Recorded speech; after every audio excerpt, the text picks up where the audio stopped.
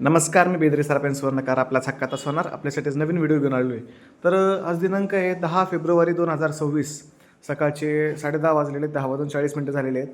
तर कालचा व्हिडिओ टाकला नाही कारण काल अपडेटच नव्हती काही. तर आजचा व्हिडिओ याच्यावर बनवला आहे की अपडेट राहण्यासाठी व्हिडिओ बनवला आहे हा, की सध्या भाव स्टेबल आहेत. सध्या 14 तारखेपर्यंत खालीवर मार्केटमध्ये काहीच नाही आहे. खालीवर काही नाही आहे म्हणजे म्हणायची गोष्ट अशी की 14 तारखेपर्यंत भाव स्टेबल आहे. कारण चायनाचं जे मार्केट आहे, चायनाचं मार्केट म्हणजे शांघाय मार्केट म्हणतात त्याला. शांघाय मार्केट हे 14 तारखेपर्यंत बंद आहे, शटडाऊन आहे. 14 तारखेला हे मार्केट ओपन होणार आहे. तुम्हाला तर माहितीच आहे की जवळपास 80 ते 85% चांदी ही शांघाय मार्केटमधून म्हणजे चायना मार्केटमधून एक्सपोर्ट होत असते.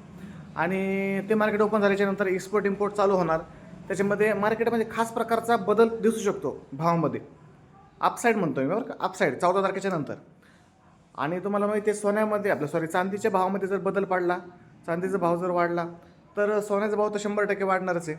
त्यात त्यात नो डाऊट, त्याच्या डाऊटच नाही काय, काही विषयच नाही त्याच्यामध्ये, विचार करायसारखी गोष्टच नाही काय.